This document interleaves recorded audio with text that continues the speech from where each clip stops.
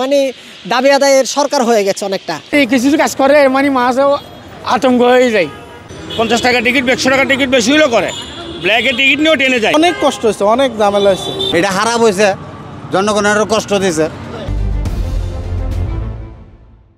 ট্রেনের বিষয়টা নিয়ে যদি এভাবে যদি স্টাফ কর্মচারী ট্রেনের টিটি অথবা ড্রাইভার যদি হঠাৎ করে ট্রেনটা বন্ধ করে দেওয়া হয়, তাহলে তো বাংলাদেশের জনগণ এখন বর্তমানে ট্রেনের মধ্যে অনেক মানুষ চলাচল বেশি, কেননা নিরাপত্তার কারণে ট্রেনের মধ্যে যাতায়াত মানুষ বেশি করে, কিন্তু বাসে যেতেছে না রিক্সের কারণে। এখন এটা যদি হঠাৎ করে ওরা বন্ধ করে দেয়, তাহলে তো জনগণের জন্য এটা দুর্ভোগ সৃষ্টি হয়ে যাবে। যে উপরের যে লোক আছে, এই উপরের লোকের কিছু দায়িত্বশীল, কিছুতে ভুল আছে, ভুলের কারণে এই সমস্যাটা হয়েছে। নাহলে এটা প্রথমে তো হয় না, কিন্তু আগে বলছে পরে করছে, এই জন্য মনে করেন বন্ধ ছিল, মানুষের অনেক কষ্ট হয়েছে। কিন্তু এখন আমরা এই কারণে আমরা ভাড়া কম পাইছি, যদি ট্রেন চলাচল থাকতো আমরা ভাড়া বেশি পাইতাম। গতকালকে 4টার দিকে ট্রেনে মাল বুকিং দিচ্ছি, ওনার পরিস্থিতি যাবে না, ট্রেন বন্ধ, এখানে সমস্যা আছে, যাবে না। বুকিং টাকাটা আমাকে দিয়ে বলছে, আবার আমি ট্রেন থেকে আবার স্টেশন থেকে মালটা নিয়ে আসছি, এলে টুকুজনের ব্যাপার, মোটামুটি পাইনি, আজকে যাইনি, অন্য জায়গায় এখন অন্য জায়গায় বুকিং দিছি। মানুষের বহুত ভোগান্তি হয়েছে, ভোগান্তি হওয়ার পরে সরকারের পদক্ষেপ দিয়েছে, বিআরটিসির গাড়ি দিয়েছে, যার যার গভীর স্থানে মনে করেন পৌঁছাইছে। না ভাই, সাধারণ মানুষ তো ভোগান্তির শিকার। মূলত ওনারা তো ট্রেন বন্ধ করে রাখতে পারতেছে, কিন্তু সাধারণ মানুষ, আমার বাবা অসুস্থ, জাস্ট একটা আমি এক্সাম্পল দিলাম, আমার বাবা অসুস্থ, তো আমার বাবাকে দেখার জন্য আমার ট্রেনে করেই যাইতে হবে।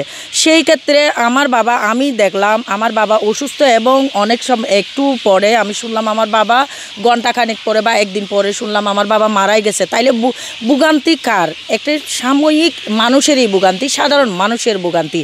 এটা তো আর তারা তো বুঝতেছে না তাদের তারা কতটুক কষ্ট পাচ্ছে। এটা যদি হয়ে থাকে এটা খুবই দুঃখজনক। অতীতে 160 বছরের একটা সুবিধা হঠাৎ করে বন্ধ হয়ে যাওয়া, এটা অবশ্যই দুঃখজনক। এটা আমি সিটিজেন হিসাবে এবং আমি একজন ব্যক্তি হিসাবে এটা অবশ্যই, এটা যদি হয়ে থাকে এটা খুবই নিন্দনীয়। 6 মাসে আমরা দেখি যে এত পরিমাণ আন্দোলন হয়েছে, যেগুলো বিগত 16 বছরে হয় নাই।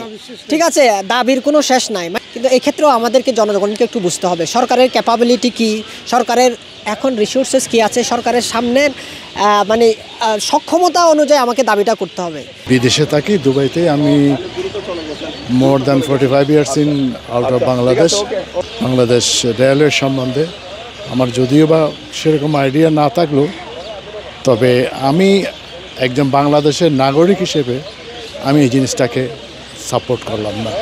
এখন তো আমরা তো এই তারুণের যে বাংলাদেশ, বর্তমানে যে তারুণের যে বাংলাদেশ আছে, এখানে তো একটি শান্তিপূর্ণভাবে মনে করেন একটি সমস্যার সমাধান হইতে পারতো। তারা যে অন্তর্বর্তীকালীন যে সরকার আছে, সরকার প্রধান আছে, তাদের সাথে বসে তারা একটা ফয়সালা করতে পারতো। কিন্তু তারা জনগণকে জিম্মি করে, তারা যেইভাবে একটা হয়রানিমূলক, যার রেলের যে যাত্রীগুলো ছিল, আপডেট ছিল যে কি 20,000 যাত্রী নাকি একটা দিনের মধ্যে আপনারা যে তারা ভোগান্তির শিকার হয়েছিল। তাহলে এই যে পরিবেশটা তারা তৈরি করেছিল, আমি মনে করি তারা যে রানিং স্টাফ যারা আছে তারা খুবই শিক্ষিত প্রকৃতির লোক এবং তারা নম্রভদ্র, তাদের এই ধরনের কর্মকাণ্ড তাদের থেকে আমরা কোনোদিন এটা আশা করিনি। ট্রেনের স্টাফদের যে কর্মবিরতি ছিল, এটা এক ধরনের তাদের উস্কানি ছাড়া আমি কিছু মনে করি না। এটা এক ধরনের তাদের পক্ষে কেউ অন্তর্বর্তী সরকারকে বিতর্কিত করার জন্য ট্রেনের কর্মবিরতি দিয়ে জনদুর্ভোগ বাড়িয়েছে।